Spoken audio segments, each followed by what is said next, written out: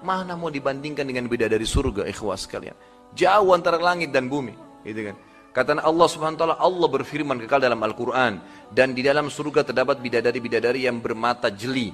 Kemudian dikatakan juga dalam surah An-Naba ayat 31 sampai 33, Inna lil muttaqina mafaza hadaiqa wa a'naba wa qawa'iba atraba. Sesungguhnya orang-orang yang bertakwa mendapatkan kemenangan, yaitu kebun-kebun dan buah anggur dan gadis-gadis remaja yang sebaya.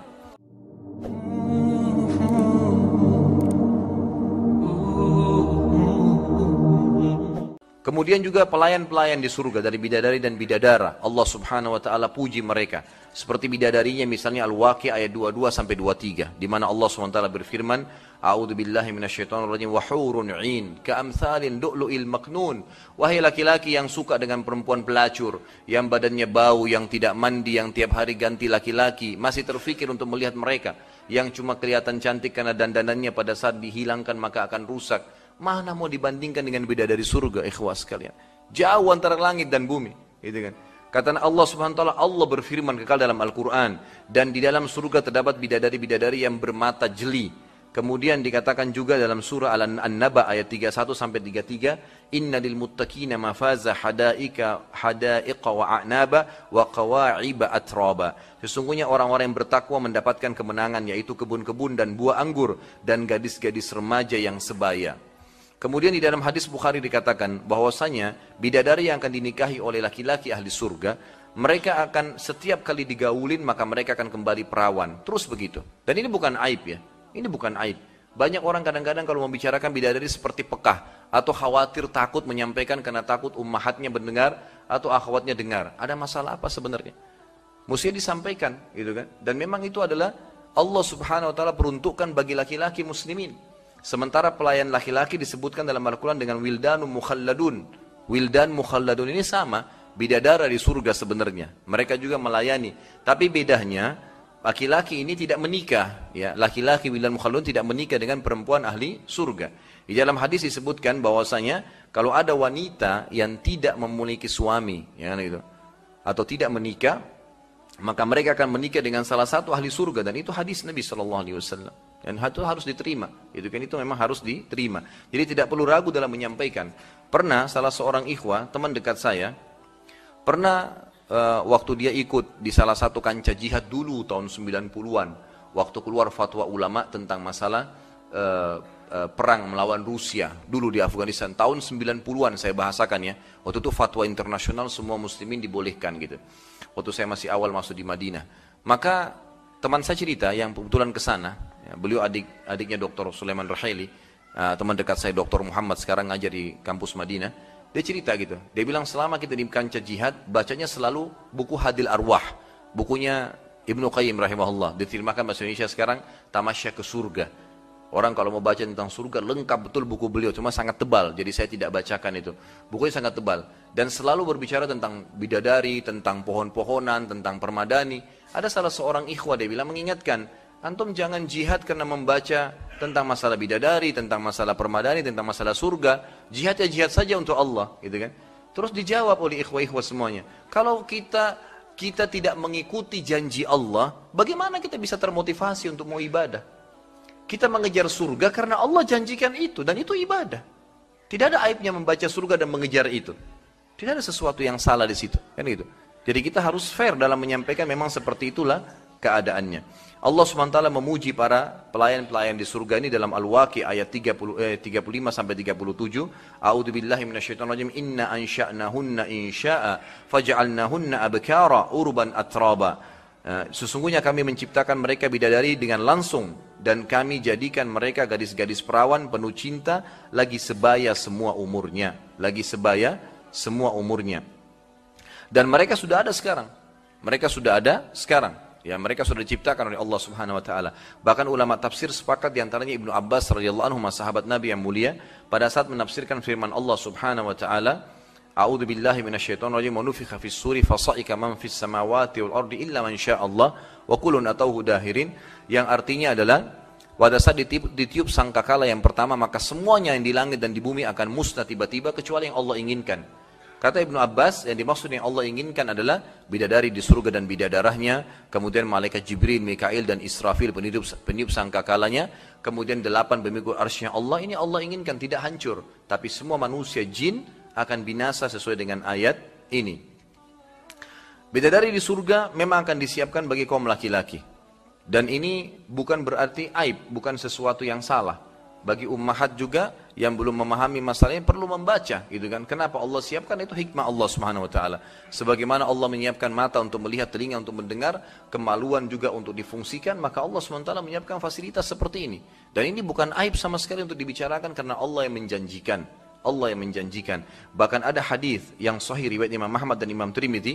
Ini peringatan bagi ummahat kita. Kalau memang anda dalam keadaan benar, alhamdulillah. Tapi kalau dalam keadaan salah, hati-hati. Harus minta maaf dengan suami.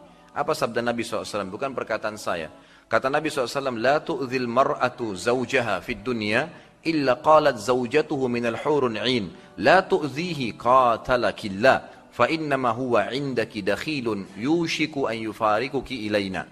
Jika seorang istri menyakiti suaminya tanpa sebab, tidak ada udzur syar'i. Nanti yang kita titik beratkan dalam masalah rumah tangga, melainkan istrinya dari bidadari. Artinya sekarang semua orang mukmin di surga memang di dunia sudah punya istri dari bidadari, asal dia pertahankan. Dan ini janji Allah Subhanahu wa taala. Ini bukan aib, bukan sesuatu yang salah. Jadi jangan sampai kalau hati kita berat menerima ini berarti perlu dipertanyakan masalah keimanan. Kata Nabi SAW, tidaklah seorang istri menyakiti suami di dunia, melainkan istri dari bidadari mengatakan jangan menyakitinya. Semoga Allah menjauhkan dia darimu. Kalau bahasa langsungnya sebenarnya semoga Allah membinasakanmu, gitu kan? Sesungguhnya ia hanyalah seorang tamu di sisimu yang sebentar lagi berpisah dan akan menuju kepada kami. Artinya memang penghuni surga akan didatangi, gitu kan? Kita lihat sahabat Nabi yang mulia, sahabat Nabi yang mulia, Handalah radhiyallahu anhu yang terkenal.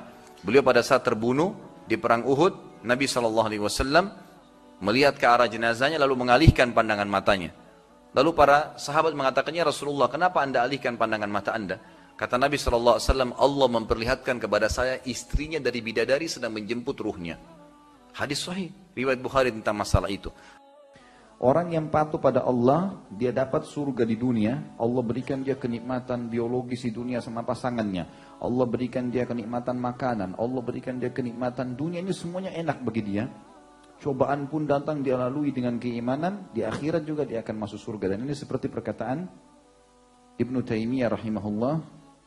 Siapa yang tidak merasakan surga dunia, dia tidak akan merasakan surga akhirat. Maksudnya, surga dunia itu keimanan, ilmu agama dan keimanan, sehingga dia selalu tentram dalam menjalani kehidupan ini.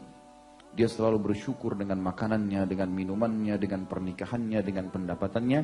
Maka dia seperti di surga, dan di akhirat dia akan masuk ke dalam surga. Kemudian dikatakan, فَبِأَيِّ آلَاءِ رَبِّكُمَا تُكَذِّبَانِ, maka nikmat Tuhanmu yang mana yang akan kau dustakan? Zawata afnan, di dalam kedua surga itu ada dua buah mata air yang memancar. Fabi ayyi ala'i rabbikuma tukadziban, maka nikmat Tuhanmu yang manakah yang kamu dustakan?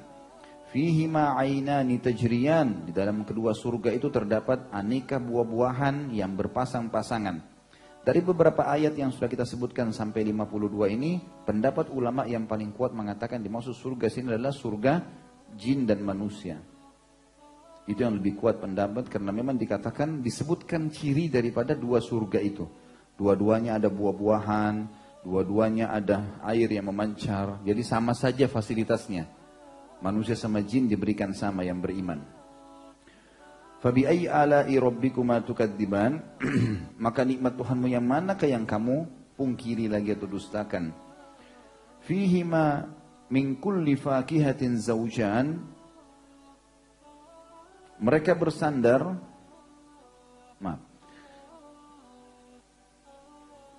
di ayat 52, di dalam kedua surga tersebut terdapat aneka buah-buahan yang berpasang-pasangan. Maknanya berpasang-pasangan bisa kecil dan besar, atau dua warna yang berdekatan, atau dua rasa yang berbeda. Misal disebutkan ada pohon delima, ada pohon anggur, ada pohon kurma. Itu menandakan memang di surga setiap buah selalu ada dua macam. Sama kurma tapi rasanya berbeda, warnanya berbeda. Sama delima, warnanya berbeda, rasanya berbeda. Tapi dalam satu tangkai. Itu makna daripada ayat yang baru kita bacakan. Kemudian dikatakan, Fabi'ayyi ala'i rabbikuma tukadziban, maka nikmat Tuhanmu yang mana yang kamu dustakan lagi, muttaqiina ala furushim batainuha min istabraq wa janal jannataini dan, maka mereka bersandar semuanya ahli surga di atas permadani yang bagian dalamnya dari sutra tebal, dan buah-buahan di kedua surga itu dapat dipetik dari dekat. Ini sudah kita jelaskan perkataan Ibnu Abbas radhiyallahu anhu atau Ibnu Umar ya, kalau tidak salah. Beliau mengatakan Allah telah menceritakan kepada kalian tentang dalamnya permadani itu dari sutra yang halus. Maka bagaimana di luarnya? Fabi'ayyi ala'i rabbikuma tukadziban, maka nikmat Tuhanmu yang manakah yang kamu dustakan? Lalu Allah mengatakan fihinna qasiratut tarfi lam yatmithunna insun qablahum wala jan. Ini saksi bahasan kita. Di dalam surga itu ada bidadari-bidadari yang membatasi pandangan. Maknanya tidak akan melihat kecuali suaminya. Yang tidak pernah disentuh oleh manusia maupun jin sebelumnya. Sebagian ulama tafsir mengatakan, bahkan di dunia kan kita masih disentuh oleh ayahnya, oleh mahramnya, ya, laki-laki. Bidadari tidak ada orang tuanya. Maka tidak pernah ada yang sentuh dia kecuali nanti suaminya dari ahli surga. Jadi luar biasa perempuan ini. Sama sekali nggak pernah tersentuh oleh laki-laki kecuali suaminya. Dan kuncinya patuh. Ngerti ya hamba Allah? Baik. Dikatakan fabi'ayyi ala'i rabbikuma tukadziban, maka nikmat Tuhanmu yang manakah yang kamu dustakan? Allah sebutkan lagi cirinya. Ka'annahunnal yaqutu wal marjan. Bidadari-bidadari itu seakan-akan mereka permata yakut dan marjan. Yakut dan marjan adalah permata-permata yang ditemukan tergendam di bawah air, baik lautan atau sungai. Warnanya selalu berwarna-warni dan pada saat dinaikkan dari air kena cahaya matahari mengkilat. Itu dijelaskan. Itu disebutkan dengan istilah yakut dan marjan. Maka Allah menggambarkan para bidadari itu seperti itu sifatnya, seperti permata yang di dalam lautan pun di dalam air berwarna terang, dikeluarkan lebih terang lagi. Artinya pada saat belum bertemu suaminya, masih di istana-istana di surga, terjaga, tidak pernah ada yang lihat, disiapkan oleh Allah Subhanahu wa taala, diciptakan langsung. Kemudian pada saat ketemu sama suaminya seperti permata yang dikeluarkan jauh lebih bercahaya dan lebih cantik dari sebelumnya. Maka Allah mengatakan fabi'ayyi ala'i rabbikuma tukadziban. Artinya nikmat apa lagi yang kalian dustakan? Untuk apa tidak ikutin perintah Allah sementara nikmat sudah jelas di depan mata? Tinggal mengakukan kepatuhan maka dapat ini. Lalu kata Allah penyebabnya hal jazaul ihsani illal ihsan. Bukankah balasan kebaikan, kepatuhan adalah kebaikan pula. Kita pindah beberapa ayat setelahnya. Atau saya baca saja. Lanjutannya saja langsung. Wa min dunihima jannatan. Fabi'ayyi ala'i rabbikuma tukadziban. Dan selain dari surga itu ada dua surga lagi. Maksudnya adalah setiap orang mukmin akan diberikan surga tambahan ekstra dari kepatuhannya, jin dan manusia. Mudhammatan. Kedua surga itu kelihatan hijau, tuah warnanya. Fabi'ayyi ala'i rabbikuma tukadziban, maka nikmat Tuhanmu yang mana yang kau dustakan? Fihima 'ainani nadhakhatan. Di dalam kedua surga itu terdapat dua buah air mata air yang berpencar. Fabi'ayyi ala'i rabbikuma tukadziban, maka nikmat Tuhanmu yang manakah yang kamu dustakan? Fihima fakihatun wa nakhlun wa rumman. Di dalam kedua surga itu terdapat buah-buahan, di antaranya kurma dan delima. Fabi'ayyi ala'i rabbikuma tukadziban, maka nikmat Tuhanmu yang manakah yang kamu dustakan? Maksudnya mau apa lagi lebih daripada itu? Sudah jelas-jelas tinggal patuh dapat. Lalu Allah sebutkan kembali bidadari. Berarti kan terulang-ulang Allah berikan sebagai motivasi. fihinna khairatun hisan. Di dalam surga-surga itu ada bidadari-bidadari yang baik-baik dan jelita. Kata ulama tafsir yang maksud dengan baik-baik adalah santun tutur katanya, syahdu tutur tatapan matanya, lembut jamahan tangannya, penuh dengan cinta. Jelita adalah cantik yang di atas rata-rata. Maka dibahasakan dengan jelita. Makanya Allah sebutkan khairatun hisan. Kebaikan-kebaikan yang sangat baik dan jelita. Hisan itu sangat bagus dan sempurna.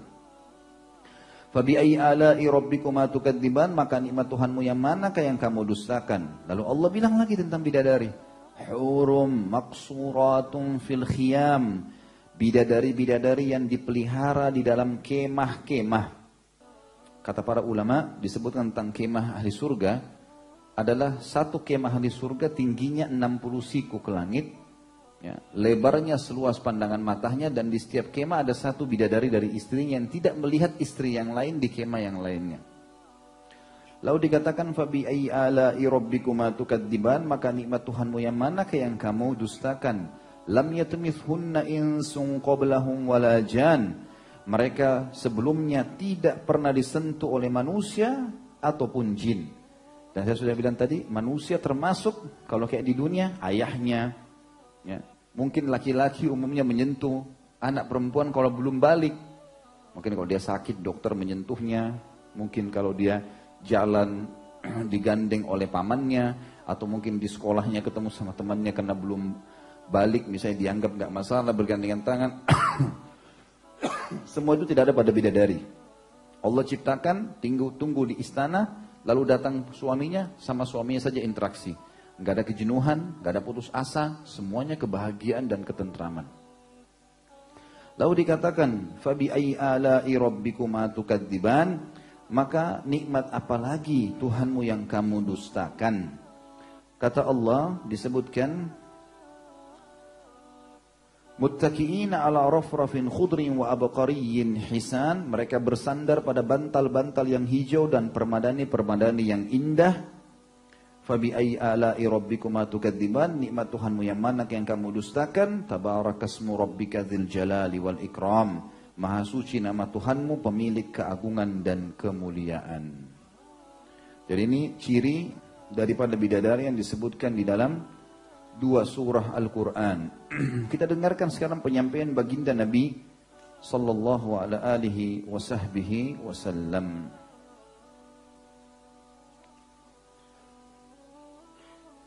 Oh, masih ada surah Naba belum dibaca.